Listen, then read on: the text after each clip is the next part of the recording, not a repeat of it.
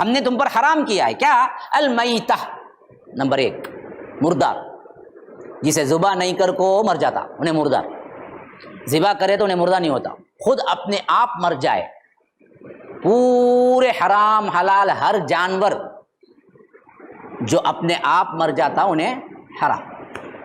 پھر فرمایا والدم، خون، خون حرام، کس کا بھی خون ہے، خون کے ڈلے بنا کو بیچتے، بعض لوگ خون پینے کے عادی رہتے، شیطانہ، پورے خون حرام۔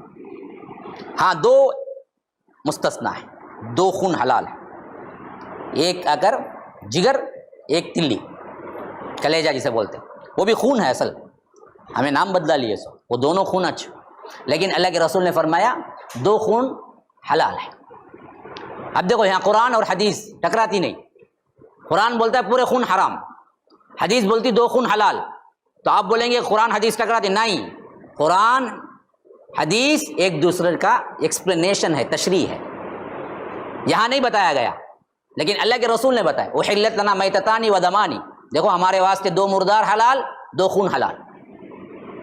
2 مردار کون حلال؟ یہاں مردہ پورے حرام، قرآن کے روح سے ہر مردہ حرام، لیکن اللہ کے رسول بولے 2 مردے حلال ہیں، 2 مردے حلال ہیں، کون سے؟ الجراد والحوت، ایک ٹڈی ایک مچھلی، تو 2 خون حلال ہیں۔ تو فرمایا کہ وَأَمَّا الدَّمَانِ فَالْكَبِدُ وَالطِّحَالُ، ایک تلی اور ایک کلیجہ جو ہمیں مزے سے لے کو کھاتے نا، ہاں تو وہ بھی حلال ہے، تو لیکن یہاں پر حرام ہے، والدم تشریح ساتھ میں آ گئی، وَلَحْمَ الْخِنزِيرِ، اور خنزیر کا گوشت، تو اس کا مطلب کیا ہے؟ ہڈے حلال نہیں، کھاتے عموماً لوگ کیا گوشت کھاتے ہیں، لاؤ بھائی ذرا ہڈی لے لگا ہوا بولتا ہے، گوشت لے کے بولتا ہے، تو اس واسطے اللہ تعالیٰ کیا ہے وَلَحْمَ الْخِنزِيرِ کہا، ورنہ تو پورا خنزیر ہی حرام۔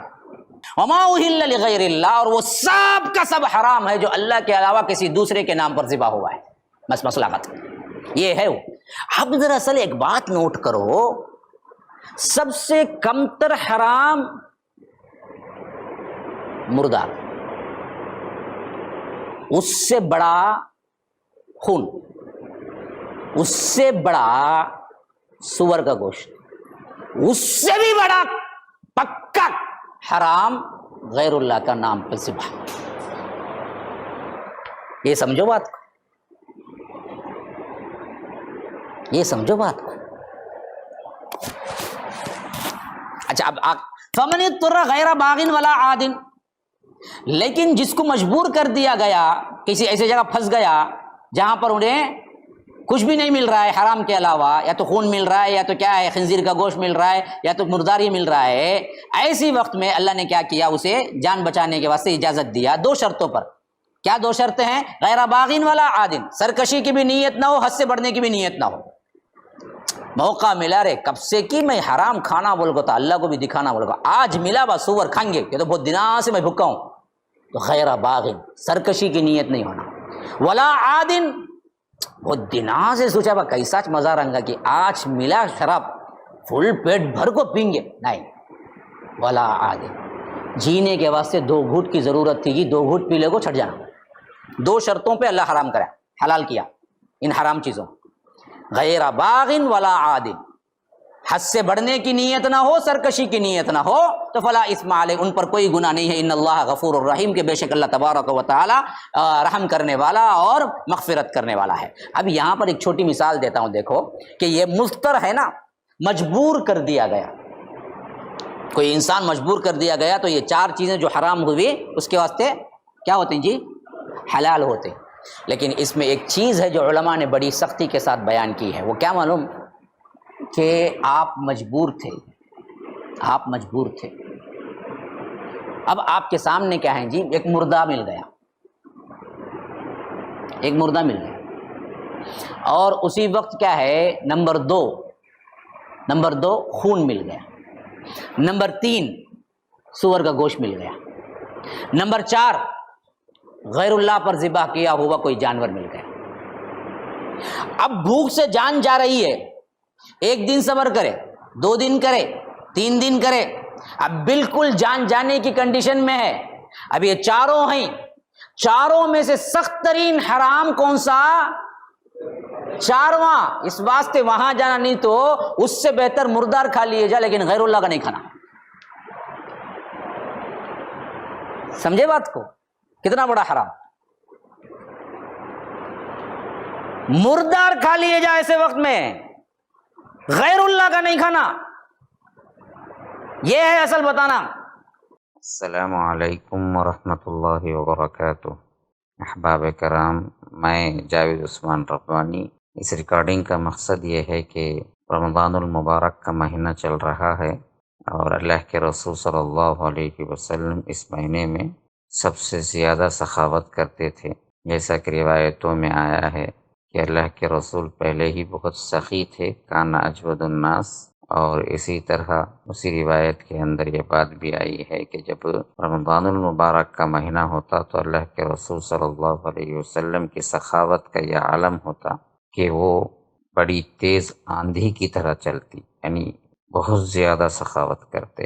اور اس کے علاوہ بھی بہت سے لوگ اس رمضان میں زکوٰۃ نکالتے ہیں اور دوسرے فی سبیل اللہ کاموں میں آگے بڑھ کر حصہ لیتے ہیں. تو آپ لوگوں کو اطلاعاً اور ایک درخواست کے طور پر یہ بات میں آپ کے سامنے رکھ رہا ہوں کہ مسجد السلام جو ہماری زیر نگرانی تعمیر ہو رہی ہے، اللہ تبارک و تعالیٰ کے فضل و کرم سے تکمیل کے مراحل سے گزر رہی ہے.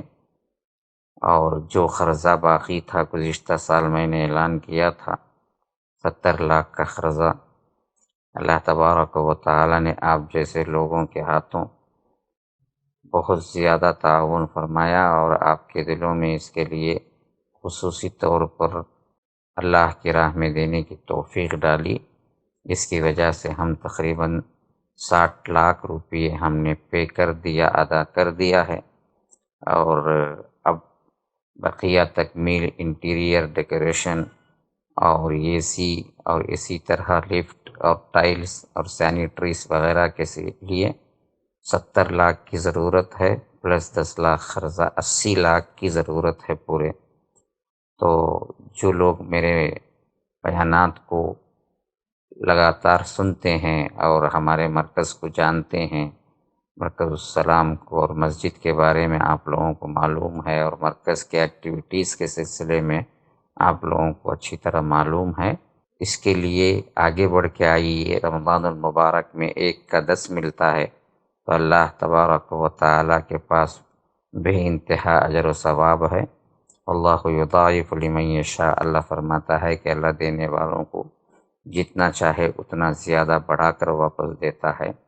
تو آپ اس مرکز کو زکوٰۃ بھی دے سکتے ہیں. مرکز کے ایکٹیویٹیز اور مرکز کے اخراجات بھی 70-80 ہزار کے قریب پر منتھ ہوتے ہیں، تو اپنی زکوٰۃ بھی دیجیے. اور اسی طرح افطار کا 1 دن کا خرچ مرکز میں تقریباً 4000 روپئے خرچ ہوتے ہیں. تو 4000 روپئے کے حساب سے کوئی 5 دن کی ذمہ داری، کوئی 10 دن کی ذمہ داری لے سکتا ہے، تاکہ کسی روزے دار کا روزہ کھلوانا اور ان کو کھانا دینا اور ان کے روزے کے کھانے پینے میں مدد کرنا. اللہ کے رسول صلی اللہ علیہ وسلم نے فرمایا کہ اس کو اللہ تعالیٰ ایسے ہی اجر دیتا ہے بغیر وہ روزے دار کی ثواب کی کٹوتی کے، یعنی پورا ثواب اس کو 1 روزے کا دیتا ہے.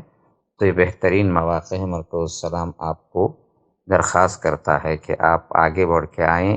اس 80 لاکھ کا جو بقیہ اماؤنٹ ہے اس کے لیے آگے بڑھ کے آئیں، اور افطاری کا 4000 کا اماؤنٹ جو ہے اور مرکز کو چلانے کے اور انتظامات کے لحاظ سے 70-80 ہزار کا جو معاملہ ہے اس پر بھی آگے بڑھ کے آئیں. اور جو نمبرات دیے گئے ہیں، اکاؤنٹ نمبر ہمارے مرکز کے، اور باہر والے ہیں تو ویسٹرن یونین سے یا آ کر ہمارے طلباء سے رابطہ کر کے آپ لے سکتے ہیں. اور جی پے، اسی طرح فون پے وغیرہ کے لیے 9884112044 سے رابطہ کر کے اس نمبر پہ ڈال سکتے ہیں. تو آپ سب سے گزارش ہے کہ آپ آگے بڑھ کے آئیں اس کاز میں. اللہ دینے والوں کو اور زیادہ ترقی دے اور زیادہ ان کے رزق میں کشادگی دے. اللہ تعالیٰ جن لوگوں کی سکت نہیں ہے، اللہ تعالیٰ ان کو دنیا کی دولت سے مالا مال کرے اور اس کے ذریعے دین کا کام لے.